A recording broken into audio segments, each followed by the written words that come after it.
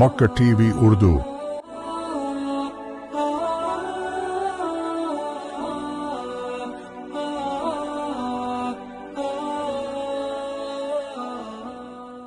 اللہ تعالیٰ فرماتے ہیں الا جان لو، خبردار ان بے شک اولیاء اللہ، اللہ کے ولی، لا خوف علیہم ولا هم يحزنون، ان کو کسی قسم کا خوف نہیں آئے گا اور نہ وہ غمگین ہوں گے یا غمزدہ ہوں گے۔ کون ہے ولی؟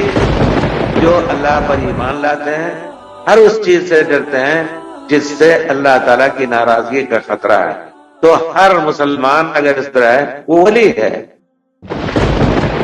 گناہ کبائر میں سب سے بڑے کبیرہ کیا ہیں؟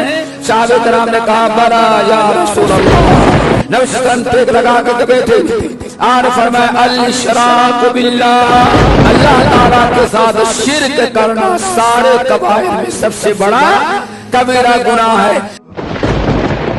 قرآن کریم ہدی للناس وبینات من الہدی والفرقان، اس کے لیے کہا گیا یہ کتاب ہدایت ہے، بک آف گائیڈنس، ساری دنیا کے لیے کتاب ہدایت، اسی لیے اس کا نزول ہوا کتاب انزلناہ الیک لتخرج الناس من الظلمات الی النور باذن ربهم الی صراط العزیز الحمید۔ یہ کتاب اس لیے نازل کی گئی کہ تاریکیوں میں اور اندھیروں میں بھٹکنے والوں کو آپ روشنی اور اجالا دکھا سکیں۔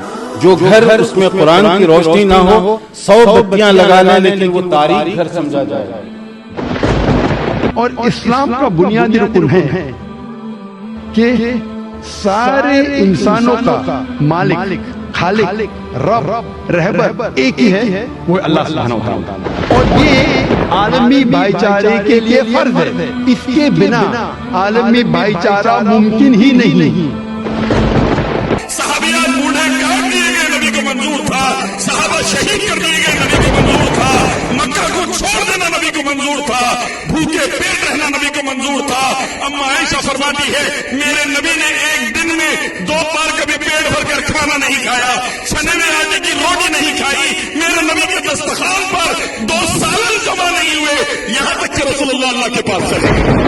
ہر تکلیف اللہ کے نبی کو منظور نہیں، اللہ کے ساتھ شرک منظور نہیں۔